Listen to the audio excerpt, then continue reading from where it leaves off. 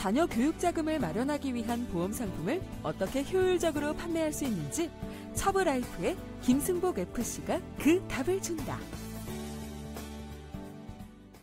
간단한 자기소개를 부탁드립니다. 저는 원래 삼성전자 반도체에서 엔지니어로 활동을 하고 있었습니다. 제 롤모델로 삼고 있었던 부장님께서 갑자기 45세의 젊은 나이에 명예퇴직을 당하시는 것을 직접 목격하게 됐고, 그로 인해서 제가 좀 더 오래 할 수 있는 일을 찾아봐야 되겠다는 생각을 갖게 되었을 때 저의 담당 설계사로 계셨던 학교 동아리 선배님의 추천으로 보험업계에 입문을 하게 되었습니다. 교육자금 마련 상품은 왜 중요한가요? 또한 보험이 교육자금 마련에 유리한 이유는 무엇인가요? 제가 대학 다닐 때만 해도 등록금이 한 100만 원 정도 됐었거든요.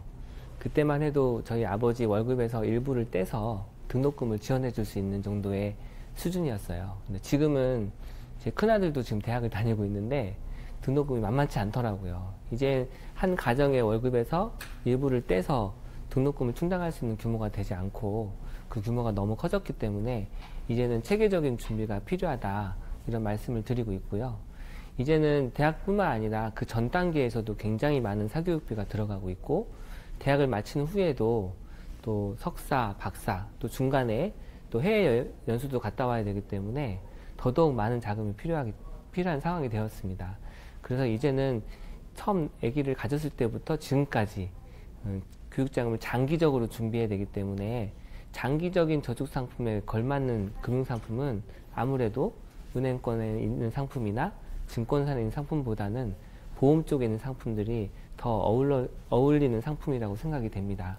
그래서 또 특히나 보험은 은행 적금처럼 1년 냈고 3년 냈고 만기 때 차려 쓰는 상품이 아니라 꾸준히 납입을 하면서 필요한 시기에 필요한 자금을 빼어 쓸 수 있는 이어지는 저축 형태를 갖고 있기 때문에 교육자금 준비에 더 좋은 상품이라고 얘기를 하고 있습니다. 고객의 경제 상황이나 교육 정책 등 모든 면에서 불확실성이 커지고 있습니다. 변화에 대응할 수 있는 교육자금 마련 상품의 설계 노하우가 있습니까?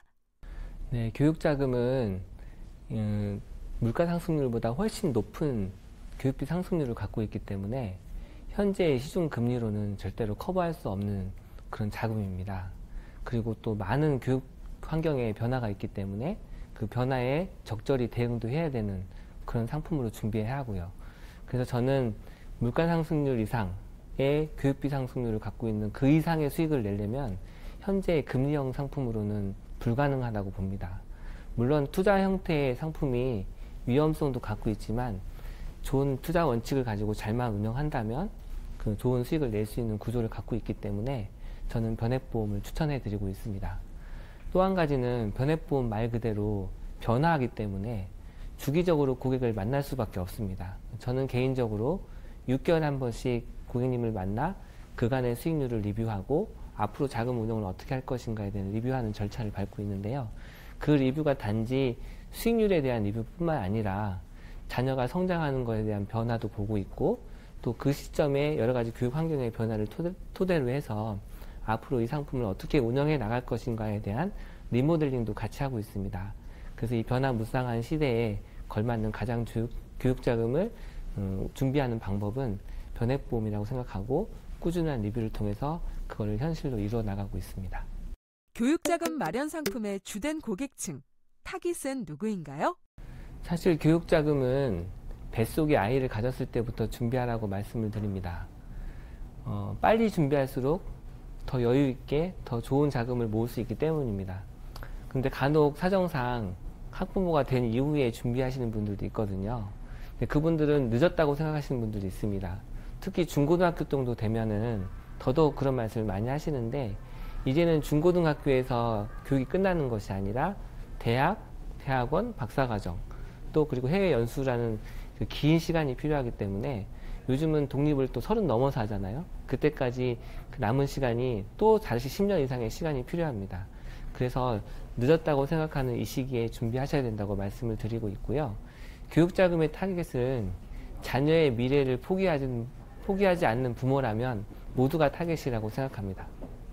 그렇다면 해당 고객은 어떻게 관리하나요?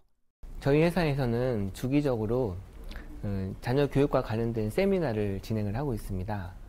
그래서 그때 저는 제 고객들 중에 자녀를 두는 부모님 고객들에게 이 세미나 안내를 해드리고 있고 참여를 독려하고 있습니다.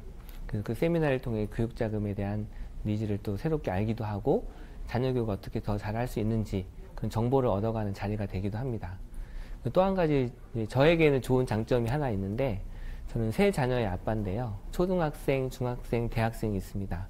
그러다 보니까 제가 만나는 고객들이 어떤 자녀를 두더라도 저랑 거의 중복이 됩니다. 고객과의 관계에서 제일 중요한 것은 공감, 소통이라고 생각하는데 제가 공감하는 데는 굉장히 유리한 장점이 있습니다. 제 자녀를 키우고 있기 때문에 그렇죠. 그래서 제가 알고 있는 이 나이대, 이 학년대의 교육 관련된 정보를 서로 공유하다 보면 고객의 정보를 또 알게 되고 또 다른 고객을 만나서 얘기하게 되면 그 정보들이 쌓여서 고객님들에게 더 좋은 정보를 제공해 줄 수 있게 되는 거죠. 단지 자녀 교육장을 마련하는 금융 서비스뿐만 아니라 교육 전체를 같이 얘기할 수 있는 좋은 대화 상대가 되고 있어서 고객님들도 저에 대한 만족도가 굉장히 높게 되고 있고요. 또 고객님들과 상담을 하고 난 뒤에는 꼭 저는 방명록이라는 것을 받습니다. 고객님이 저와 상담을 하면서 느꼈던 점, 그리고 앞으로 바라는 점, 그걸 적게 함으로써 저도 고객님에 대한 마음을 읽게 되고 저도 그 마음을 읽은 대로 더 해보려는 노력도 하게 돼서 굉장히 따뜻한 시간으로 만들어지고 있습니다. 그 외에도 저는 제가 하고 있는 보험 외에 고객들이 궁금해할 만한 세무, 노무, 법률 등등의 그 다양한 전문가들과 교류해서 홈페이지를 운영하고 있는데 그 홈페이지에 이제 들어온 고객들은 그 홈페이지를 통해서 많은 정보들을 취하고 있고 많은 도움이 되신다는 말씀을 많이 듣고 있습니다. 앞으로의 목표에 대해서도 한 말씀 부탁드립니다. 저는 현재 MDRT를 5회를 달성했고요. 내년에는 COT를 달성하는 게 목표입니다.